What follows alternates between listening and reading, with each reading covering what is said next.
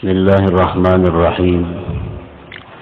Alhamdulillah nahmaduhu wa nasta'inuhu wa nastaghfiruh wa na'udzu billahi min shururi anfusina wa min sayyiati a'malina. May yahdihillahu fala mudilla lahu wa may yudlil fala hadiya lahu. Asyhadu an la ilaha illallah wahdahu la syarika lahu wa asyhadu anna sayyidana Muhammadan abduhu wa rasuluhu wa la nabiyya ba'dah. Allahumma salli wa sallim wa barik ala sayyidina wa maulana Muhammadin khairil bariyah wa ala alihi wa ashabihi wa atba'ihi wa zurriyyatihi ila yaumil qiyamah. Amma ba'd. Yang kita hormati dan kita cintai para habaib dan para alim ulama, para muhibbin, hadirin, hadirat, rahimakumullah.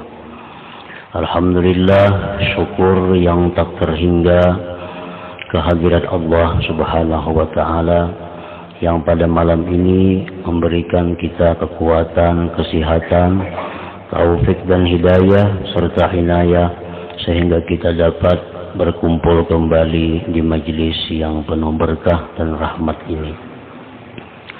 Salawat dan salam kita haturkan kepada junjungan kita Rasulullah Nabi besar Muhammad sallallahu alaihi wasallam dan kepada seluruh keluarga, para sahabat, zuriat dan pengikut beliau sampai hari kiamat nanti. Para muhibbin rahimakumullah. Wa muslimun, dan riwayat Imam Muslim, Lallahu ashaddu faraha bitaubati abdihi hina yatubu ilaih min ahadikum kana ala rahilatih bi ardin falat fanfalatat min yadihi wa alaiha ta'amuhu wa sharabuhu fa aysa minha فأتى شجرة فاضطجع في ظلها قد أيس من راحلته وبينما هو كذلك إذ هو بها قائمة عنده فأخذ بخطامها ثم قال من شدة الفرح اللهم أنت عبدي وأنا ربك أخطأ من شدة الفرح. Imam Muslim meriwayatkan hadis dari Rasulullah sallallahu alaihi wasallam bahwa beliau bersabda, sesungguhnya Allah bersangatan gembira dengan tobatnya seorang hamba ketika hamba itu tobat kepada Allah. Bersangatan gembira Allah itu melebihi dari gembiranya salah seorang kamu yang adalah dia di atas tunggangannya atau kendaraannya di padang Sahara. Kemudian lepas hilang itu kendaraannya, tunggangannya dari tangannya, sedangkan di atas tunggangan itu ada makanan dan minumannya, maka dia putus asa daripada tunggangannya itu. Lalu dia datang ke sebatang pohon, dia berbaring di naungannya pohon tadi, dan dia putus asa daripada tunggangannya yang hilang itu. Tatkala dia demikian, tiba-tiba muncul tunggangannya itu. Tiba-tiba ada tunggangannya itu berdiri di sisinya. Maka dia pegang tali kendalinya. Kemudian dia berkata dari bersangatan gembiranya itu, dia berkata, ya Allah, engkau hambaku, aku Tuhan engkau. Tersalah dia dari bersangatan gembiranya. Nah, para muhibbin rahimakumullah. Ini Rasulullah sallallahu alaihi wasallam menggambarkan tentang kegembiraan seseorang. Orang ini bertunggangan kuda di padang Sahara. Di padang Sahara, padang pasir yang tidak ada seorang pun di sana selain daripada dia bertunggangan kuda itu. Nah, begitu laki-laki tadi turun dari kudanya istirahat, ternyata kudanya itu lepas, lari dan hilang.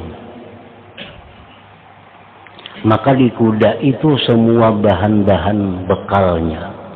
Di kuda itu makanannya, ada minumannya dan sebagainya. Kesana kemari mencari di padang pasir itu, dia kada bertemu dengan kudanya itu. Dan dia sudah putus asa, sehingga dia menyimpulkan bahwa kudanya itu tidak akan kembali lagi. Nah, di waktu putus asa itu dia cari pohon untuk bernaung. Bernaunglah di bawah naungan pohon itu. Tiba-tiba kuda tadi datang. Tiba-tiba kuda tadi ada, masih lengkap dengan segala bekal yang ada di atasnya. Nah, kita bisa membayangkan betapa gembiranya hati pemuda tadi. Betapa gembiranya hati orang tadi. Karena sesuatu yang sudah putus asa tiba-tiba datang, tiba-tiba dapat dan selamat. Nah, tentu hatinya sangat gembira. Nah, dibandingkan dengan kegembiraan Allah, apabila kita bertobat kepadanya, maka Allah lebih gembira dari orang tadi. Jadi artinya, apabila kita melakukan satu dosa, lalu kita bertobat kepada Allah, maka Allah itu sangat gembira, sangat suka menyambut kedatangan kita yang kembali, yang bertobat kepadanya setelah melakukan perbuatan maksiat atau dosa tadi. Nah, para muhibbin rahimakumullah, apa yang dimaksud dengan bersangatan gembira Allah Ta'ala itu? Apa artinya Allah Ta'ala itu bersangatan gembira bila mana kita bertobat kepadanya? Para ulama menjelaskan maksudnya bahwa Allah bersangatan gembira apabila kita ini tobat kepadanya. Artinya adalah bahwa Allah akan memberikan kita ganjaran yang besar. Allah memberikan kepada kita ganjaran pahala yang sangat banyak. Allah memberikan keutamaan-keutamaan yang sangat banyak. Itu sebagai bukti kegembiraan Allah bila mana kita bertobat kepadanya. Para muhibbin rahimakumullah, apa yang Allah berikan kepada orang yang bertobat itu? Pertama, ansahullah hafizih wa jawarihahu wa bika al-ardid bidunubah. Itu yang pertama diberikan Allah. Allah lupakan para malaikat hafazah. Allah lupakan anggota-anggota tubuh yang berbuat maksiat itu. Allah lupakan tempat-tempat di mana kita berbuat maksiat itu. Allah bikin semua itu lupa. Kan malaikat ini di hadapan Allah jadi saksi bahwa kita melakukan dosa. Anggota-anggota tubuh kita di akhirat lapor kepada Allah bahwa dia melakukan dosa. Tempat-tempat di bumi yang dimana pernah kita melakukan maksiat itu lapor kepada Allah bahwa di atas dia pernah pulan-pulan berbuat maksiat. Nah, bila mana kita tobat kepada Allah, Allah gembira dengan tobat kita. Allah berikan kita yang pertama, Allah lupakan semua saksi-saksi itu. Sehingga mereka tidak akan lapor kepada Allah bahwa kita pernah berbuat maksiat. Nah, satu. Yang kedua,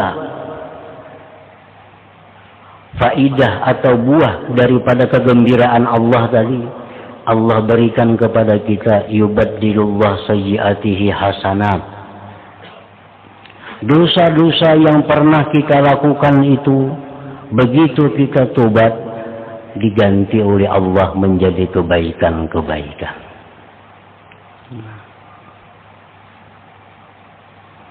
Dosa-dosa yang kita lakukan, banyak dosa yang kita lakukan, begitu kita tobat kepada Allah, itu diganti Allah dengan kebaikan. Nah, itu satu akibat daripada bersangatan gembiranya Allah kepada hamba yang tobat itu.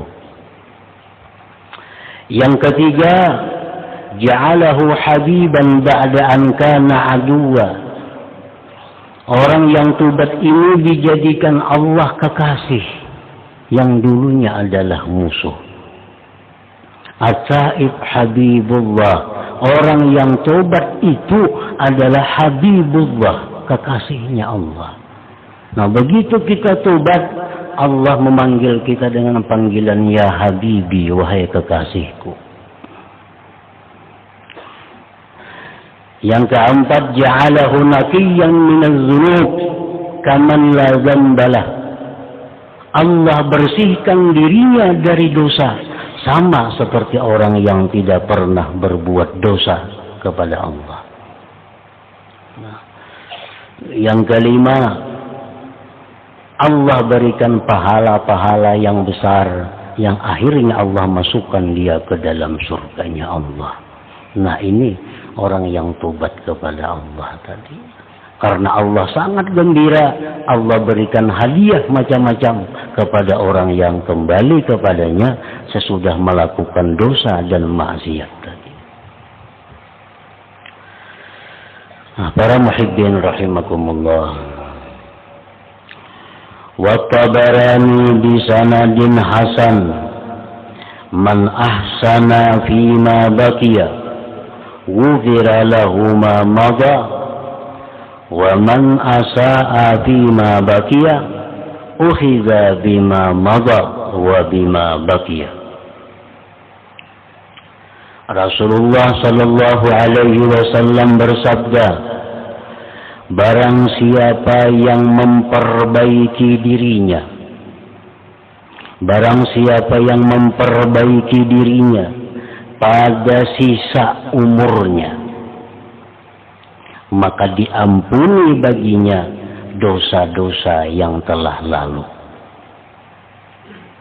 Dan barang siapa yang berbuat kejahatan pada sisa umurnya, maka dia disiksa dengan dosa-dosa yang telah lalu dan dengan dosa-dosa yang tersisa pada umurnya itu. Nah, para muhibbin rahimakumullah, orang ini umur sudah anggap misalnya 60 tahun. Nah, selama 60 tahun orang ini macam-macam maksiat dilakukan. Kemudian orang ini sudah umur 60 tahun, lalu dia memperbaiki diri. Memperbaiki diri dengan bertobat, dengan beramal salih. 3 tahun kemudian orang ini meninggal dunia. Nah, 3 tahun kemudian orang ini meninggal dunia.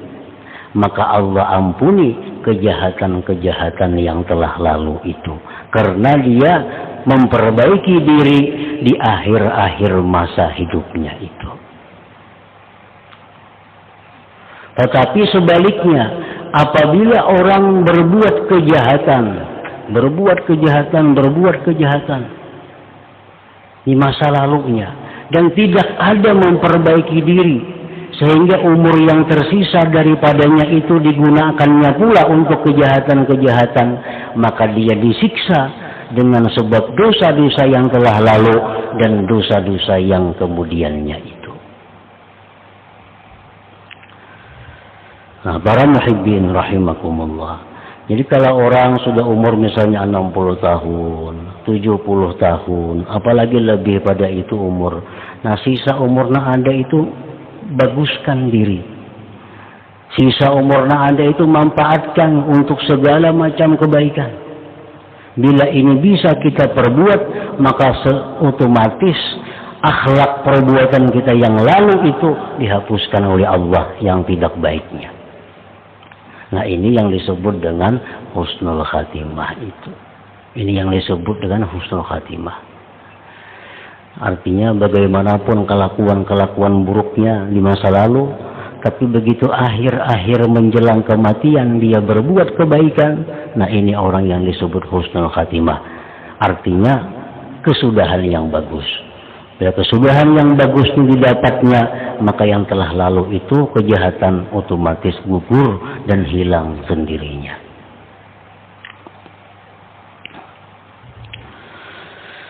وابن حبان في صحيحه والحاكم وصححه والطبراني بسند رواته ثقات أن معاذ بن جبل أراد سفرا, bahwa Mu'adz bin Jabal sahabat Rasulullah sallallahu alaihi wasallam hendak musafir.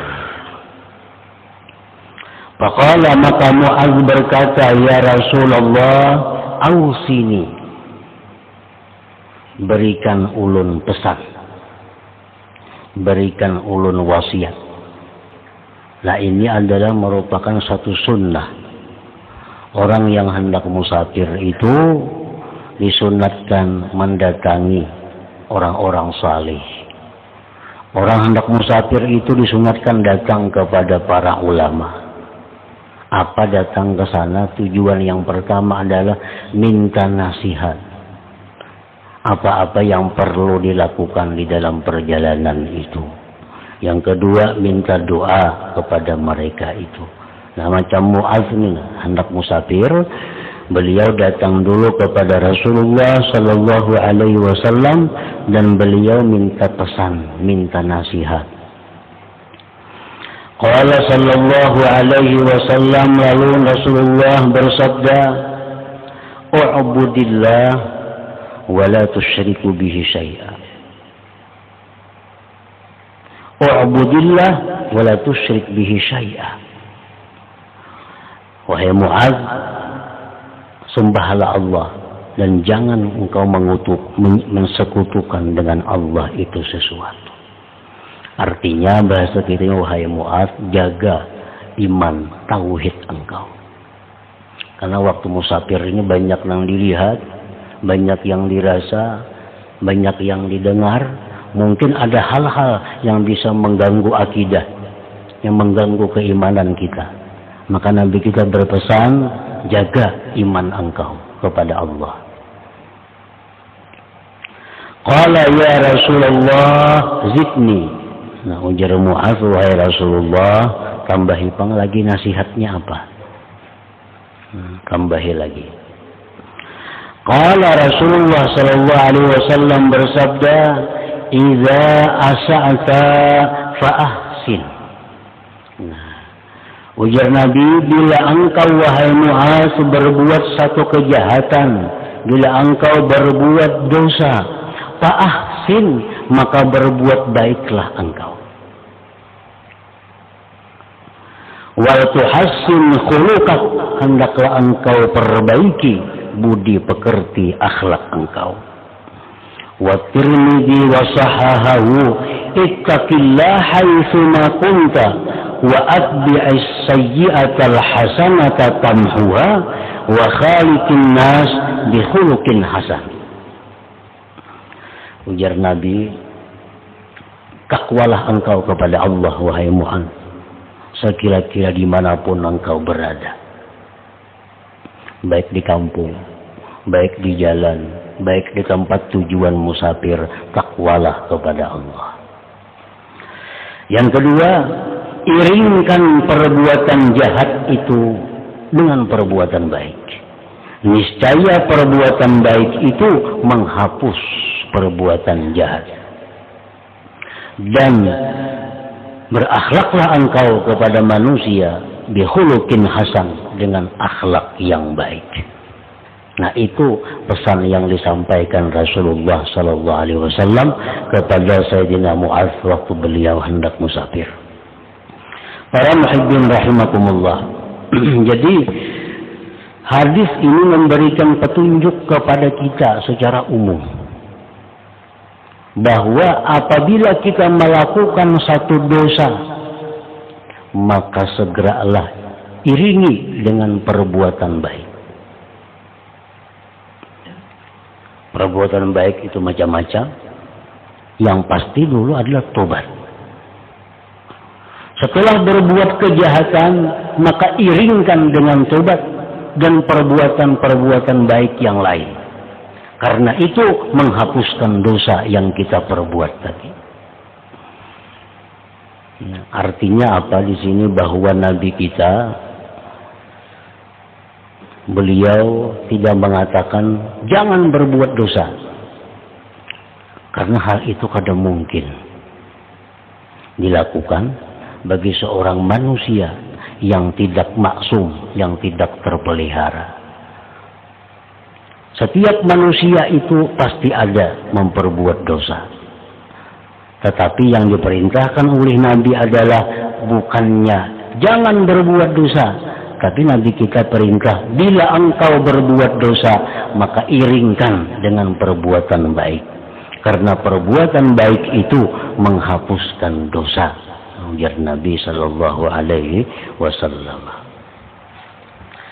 Dan lagi ditambah oleh Rasulullah bahwa engkau berakhlak kepada manusia dengan akhlak yang baik. Karena akhlak yang baik ini adalah merupakan sesuatu perbuatan yang sangat berguna untuk menghapuskan dosa. Kita masih ingat kisah seorang abid ahli ibadat yang berapa puluh tahun beribadah kepada Allah. Nah, begitu abid ini berzina. Nah, setelah berzina, lalu abid ini memberikan roti yang ada padanya kepada orang yang kelaparan. Ditimbang dosa zinanya dengan amal yang sekian puluh tahun itu kali cukup. Tetapi sedekah roti kepada orang yang membutuhkan itu yang bisa mengalahkan dosanya zina itu. Nah, memberikan roti kepada orang yang memerlukan itu adalah bagian daripada akhlak yang baik.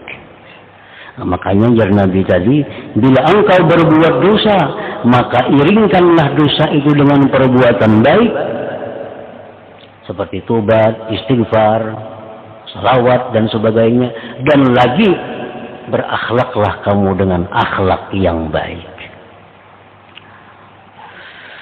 Rasulullah SAW bersabda, Inna husnal khuluq la yudhibul khati'ah kama tudhibu samsul jalid. Ujar Nabi kita, sesungguhnya budi pekerti akhlak yang bagus itu dia menghancurkan dosa, meluluhkan dosa, sebagaimana menghancurkan meluluhkannya matahari akan air yang beku. Nah, banyu es to, anda kakak panas luluhnya. Nah, begitulah akhlak yang baik ini, dia meluluhkan, menghancurkan dosa yang pernah kita lakukan itu. Rasulullah SAW bersabda lagi, Innal abda la yablughu bi husni khuluqihi azima darajatil akhirah wa syarafal manazil wa innahu la dha'ifun fil ibadah. Seorang hamba itu mencapai dengan kebaikan akhlaknya derajat yang besar, kemuliaan yang tinggi di sisi Allah, padahal dia lemah ibadahnya. Orang ini ibadahnya kada kuat, tetapi budi pekertinya orang ini bagus, akhlaknya bagus, maka orang ini dengan budi pekerti yang bagus itu ditempatkan Allah pada tempat yang tinggi, pada derajat yang tinggi di sisi Allah Subhanahu wa ta'ala. Nah, para muhibbin rahimakumullah, kalau akhlak yang bagus yang dimaksud itu yang bisa menggugurkan dosa, yang menghapuskan kesalahan itu.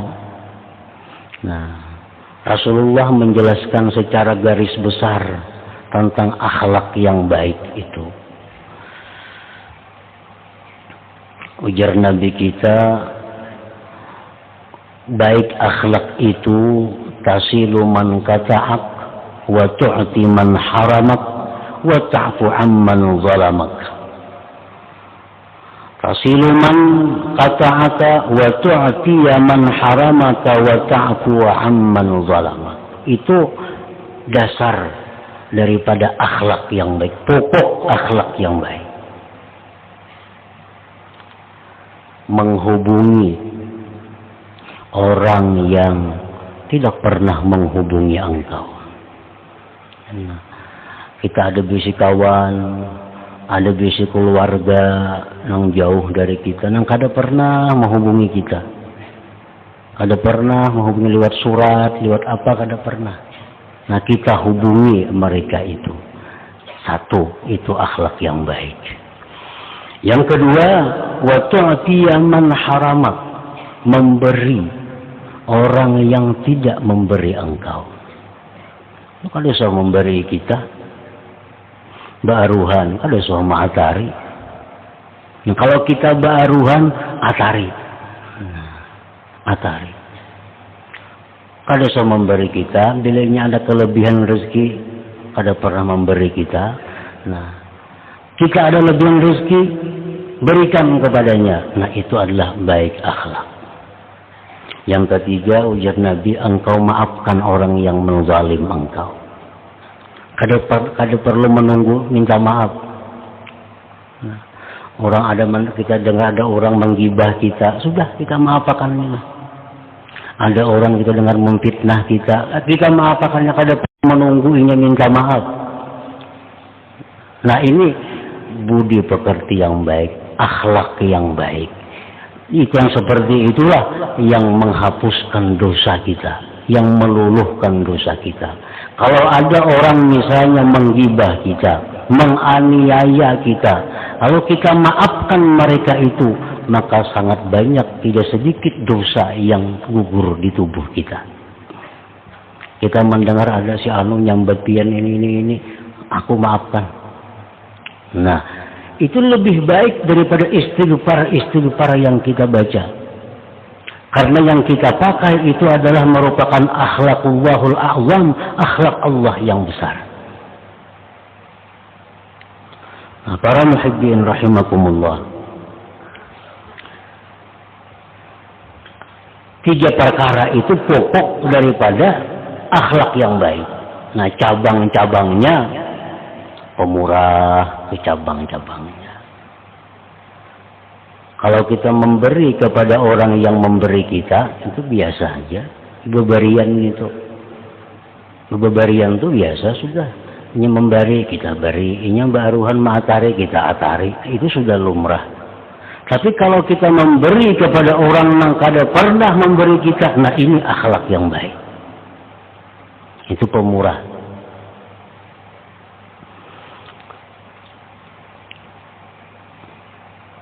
Itu cabang daripada akhlak yang baik. Apalagi cabang daripada akhlak yang baik itu la tazza. Nah, tidak kasar tutur katanya. Tidak kasar tutur katanya. Nah, kalau ada keluar artinya di mulutnya itu satu ucapan-ucapan yang menyakiti hati orang. Ucapan yang kasar. Nah, ini buah daripada akhlak yang baik tadi.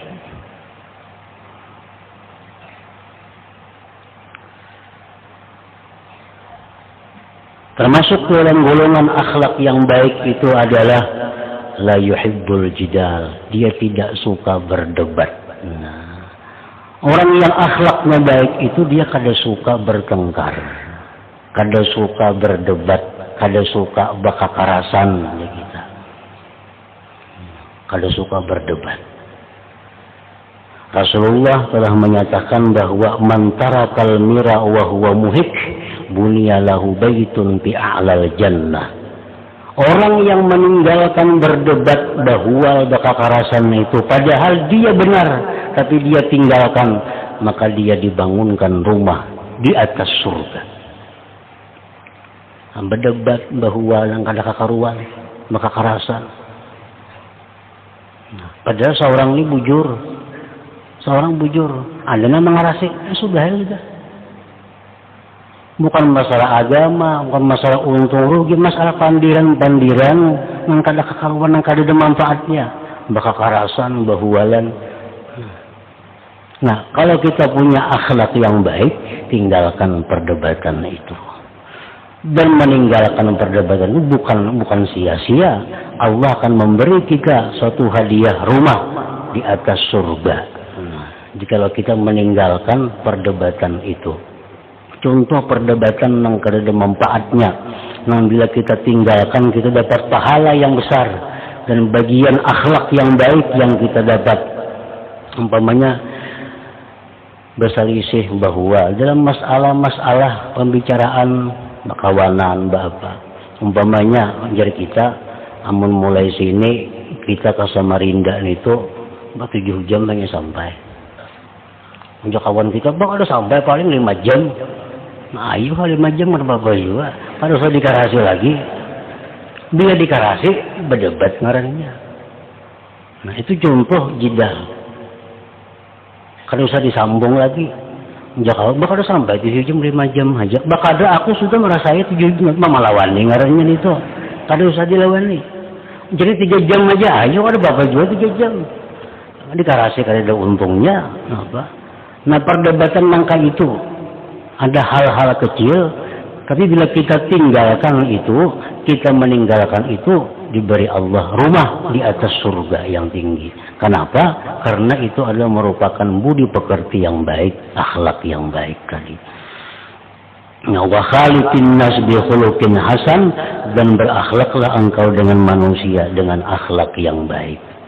Akhlak yang baik, akhlak yang sempurna itu adalah akhlak yang dimiliki Rasulullah sallallahu alaihi wasallam. Nah, kita disuruh meniru akhlak beliau itu seberapa persen kita bisa mengikuti akhlak baik beliau. Kalau 100% kada mungkin.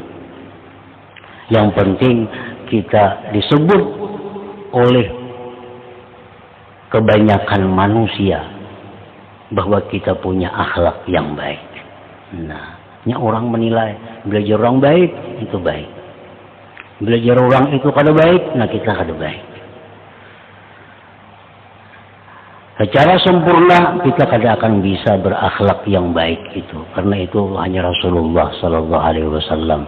Cuma kita usahakan, kita perbaiki akhlak kita.